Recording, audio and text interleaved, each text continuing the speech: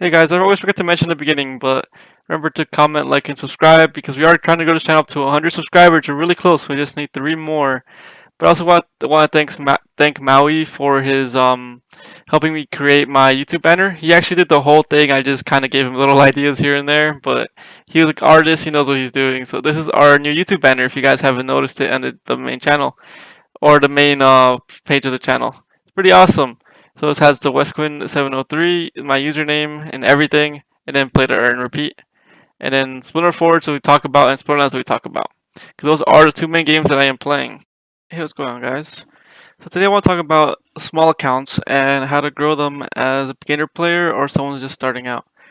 The idea of a beginner account is that in regular matches, wild or modern, you won't be earning much. This account is my little tournament account that I'm using, and I'll explain why it's progressing pretty nicely now. But if you guys see these regular battles here, this regular battle, I don't own every single card in this account. I own a good amount of cards at level 1. Some of these counts are ghost cards, like the Kelia is a ghost card. So you don't earn much when you have ghost cards, but I have bought most of these cards out. But you can see here the battle, it shows that we got 19 rating, we gained 0.013 SPS, and we gained 136 pretty much reward points. So meaning that we need to get 390 FP to open our focus points to open our chests, which right there you can see that if we can get 1 win at the current rating, we need to win at least 3 matches to unlock 1 chest. Is the idea. This account is botted, so that's why this is playing random decks, and yeah. So don't worry about that. If you are an actual player, you could take this with a grain of salt and be like, I could earn way more than he's earning on regular matches because I'm better than a bot, which most people are. But the basic idea is 0.013 earnings. What does that equal in SPS? So 0.013 earnings per game is equivalent to 0.0003, and that is per 1 regular match. So that is not much earnings. So as a low level account, the better way to earn is to open up these chests and hopefully get some good SPS. That is the idea of ranked play, which is not the best earnings. But I'll go through something that's actual good earnings and actually a way to build your account. So first, I always recommend this to anyone that's a beginner player. If you guys do watch me on Splinterlands TV, I do explain that this account is a novice tournament account. So what that means is that I joined these SPS tournaments made by Splinterlands. These all cost about a 5 or 10 DEC, which is not much because you could win a lot more than doing that. But what is the requirement? So the first thing to notice on this tournament is there's no legendary cards, so you're not required to own or have any legendary cards or rent any legendary cards. So you basically have to own Chaos and Rift Watchers is the idea for these tournaments. So let's look into this tournament. This tournament just started like almost an hour and 40 minutes ago. But the basic idea is, let's go look at the details, right? This tournament will start at 2/17/2023. So that starts today at 2 p.m. This is a 24-hour tournament. Well, 24-hour multi-round tournament. So what that means is the first 24 hours, if you do place on the top 40% of leaderboards, you advance to the second round, which then you could play another 24-hour round and see where you get placed in the leaderboard. Another thing to look at is the staked SPS. So staked SPS means that you have to have SPS staked on your account to be able to play these tournaments. And then the power requirements. The power requirements means you have to own or rent at least 241 power. As the tournaments go up in higher leagues, they are more expensive. You do need to have more staked SPS. You need to have more power. So this is why the novice one isn't that bad, because realistically, 206 staked SPS. We could look at our calculator here, our SPS calculator. 206 staked SPS. Right now, at current prices, is worth about 580. 580 is not much to spend on a game that you're considering playing for long term or considering earning from tournaments. So yeah, the basic thing is, yeah, have 580 in SPS, and also here is the rewards you could earn from this tournament.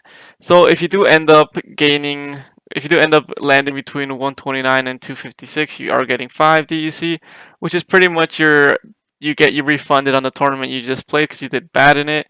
Then 65 through 128, everyone gets 2 SPS. Then 33 to 64 is 3 SPS. and 17 to 32 is 4 SPS, and then so on and so on. 6 for these placements, and the higher placements you get, the more you're winning. Obviously, if you guys are beginner players or if you guys have been playing for a while, you guys could possibly rank higher than these tournaments. But the other thing to talk about these novice tournaments is that there's only 157 people in here, and the max rating goes to 256. So that means that typically you will always get your money back for this game. So even if you place really bad in these tournaments, you'll receive your 5 or 10 DEC back. But if you end up doing pretty well, you'll gain 2 SPS or higher. So again, we could go to the calculator and see what is 2 SPS. So 2 SPS is equivalent to 5 cents, right? 5 cents is way more than you're getting from that 0.013 SPS. So 5 cents if you get pretty decent placements, not the best. But if you do end up getting even higher placements, 3, 4, 6, even up to 10, right? Getting 10 SPS is kind of hard. I've only achieved it 1 or 2 times, but that's equivalent to 28 cents. And that is literally almost, since your initial investment's 580, that's a good amount of money returned on just one tournament, because there is multiple tournaments in one season, there's multiple tournaments in 1 month.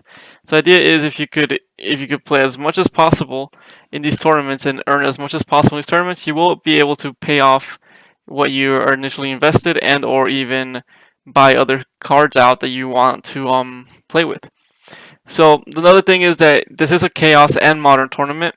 Realistically, you could either buy both the Chaos and Modern sets, or not Modern, Chaos and Rift Watcher sets. But I recommend just buying Chaos at the beginning, then reinvesting into Rift Watchers. So let's look at what the prices of these cards will be, and we'll look at Splinter cards for that. So in Splinter cards here, we can see that this is a total value of the cards we want for Novice League. So this shows here editions, Chaos Legion. We want regular foil because those are cheaper than gold foils. Gold foils are also for bronze rank, so we don't need those technically. So we just go to regular foils and novice. These are the novice cards that you'll buy for Chaos. So there's 29 commons, 28 rares, and 17 epics. You don't need the legendaries, like I said, it's not a legendary based tournament. So realistically, you're spending 8, 18, 12, and $2 on a full level 1 set of cards, right? The other thing to talk about is that you technically don't even need to have the summoners. So the summoners are the rare cards, right? You do not need to have any of these summoners. Let's go to summoners only. You don't need to own any of these summoners to play these summoners in tournaments, because they are ghost cards, they are available in these tournaments, which is pretty cool. That might get taken out in the future because they want people to actually own their cards instead of renting, or not renting, instead of using the ghost cards, which is what happens in regular ranked play, right? But the basic idea is you could technically, at the moment, still use these cards in tournaments. So you don't have to technically buy these cards. You technically have to just buy the regular monster cards, the regular rare monster cards, which would be these, right? This list shows including all the rare summoners. So technically this $12 value here might be different than it is, right? I could actually probably look at my cards, right? Let's go to Chaos. Let's go to Owned. Let's go to Monsters Only, right? Chaos. We need to go to Rares Only. There it is. These are all the rare cards that are actually you would need to buy. You would not need to buy the summoners at the moment, right? So you could take the value here as the list value is 471, right? So let's go Control C, go calculate that. 471, which would be your rare value. Then we need to find the other values, which is, that's rares. Then you need $18 plus 18 plus, because epics are kind of valuable, so that's why they are a bit more expensive, plus $2, right? Plus $2. So overall, if you want to build a whole Chaos Legion team, you will need to spend about $24.71 plus, let's say, the 580, right? For the SPS plus 5.80. You would need to have an account of 30.51 with spellbook included. That would be another $10, so included plus 10. You would initial investment would be $40.51. Initial investment to be able to play these novice tournaments, and also you would have a good amount of cards to be able to rank up in rank play. So it's a pretty decent idea. And as soon as you guys do get these rewards from these tournaments, for example, this one, if you do get your reward from here, you can also go back and reinvest those cards. But you don't technically need to buy every single Chaos Legion card, right? You could slowly buy a couple cards here, couple cards there. You don't need a whole initial investment of $51 or $50, right? $50. You don't need initial investment of $50. You could do an investment of 50 at plus 10, and that would suffice enough to play these tournaments. Because you also do get the ghost cards, right? You also are able to use the Chaos Ghost cards, which I probably can't show on this account because I have all the Chaos Level 1 cards. But you technically will be able to use all these Ghost cards, so the commons and rares. So realistically, you might just need to buy the epics, which would be like an $18, as we said, right? You just need to buy epics to have good placement, and not even buy the epics and have good placement, because you could play with fully ghost teams and then slowly buy out the cards in general. So initially, you might not even have to pay for the $2 or initially you might not have to pay for $2 or anything. You could just go straight up free. I don't know exactly how that works, but if you guys are players that have a lot of ghost cards, that's a good idea. But the basic thing is invest into some SPS, right?